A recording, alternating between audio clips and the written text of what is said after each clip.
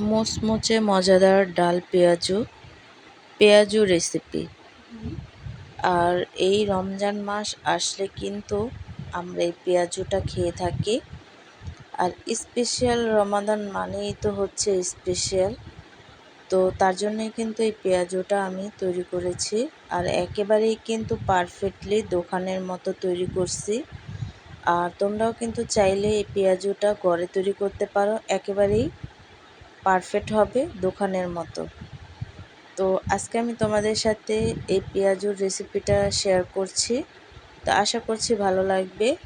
তো ভিডিওটি ফার্স্ট থেকে লাস্ট পর্যন্ত দেখতে থাকো, আশা করি ভালো লাগবে। তো হাই গাইস, আসসালামু আলাইকুম, welcome back to my channel. কেমন আছো তোমরা সবাই? আশা করি ভালো আছো।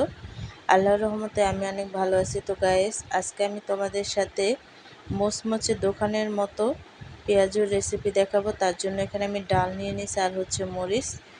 তো ডাল আর মরিচটাকে আর ধনিয়া পাতাটাকে খুব ভালো করে ব্লেন্ড করে নিয়েছি। আর এখানে আমি টেস্ট মতো লবণ আর হচ্ছে হলুদের গুঁড়োটা অ্যাড করে দিচ্ছি। আর হচ্ছে পেঁয়াজ, যেহেতু পেঁয়াজটা তো অবশ্যই লাগবে, জাস্ট এগুলো ব্যবহার করলেই চলবে। তো এত কিছু ব্যবহার করার দরকার নেই। তো সবগুলো উপকরণ দিয়ে তারপরে কিন্তু আমি খুব ভালো করে এই ডালটাকে মেখে নেব। আর তোমরা চাইলে কিন্তু এক্সট্রা কিছু ব্যবহার করতে পারো। তো আমি পেঁয়াজুটা সবসময় কিন্তু এইভাবেই তৈরি করি। তো সবগুলো মাখা শেষে তারপরে কিন্তু পেঁয়াজুটা আমি একে একে দিয়ে দিছি।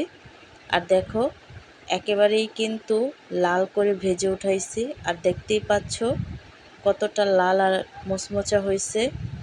তো সম্পূর্ণ পেঁয়াজুটা আমি ভেজে নিছি। আর দেখো, দোকানের চাইতেও কিন্তু অনেকটা কালার চলে আসছে আর অনেকটা দেখতে লোভনীয় হয়েছে, দোকানের চাইতেও বেশি।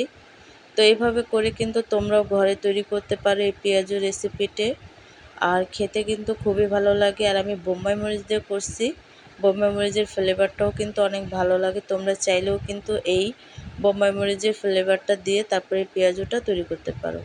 তো আজকের রেসিপিটি কেমন লাগছে অবশ্যই কিন্তু কমেন্টে জানাবে। তো অন্য কোনো রেসিপি নিয়ে তোমাদের মাঝে আবার চলে আসবো। আজকে এই পর্যন্তই।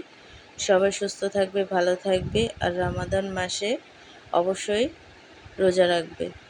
তো আল্লাহ হাফিজ।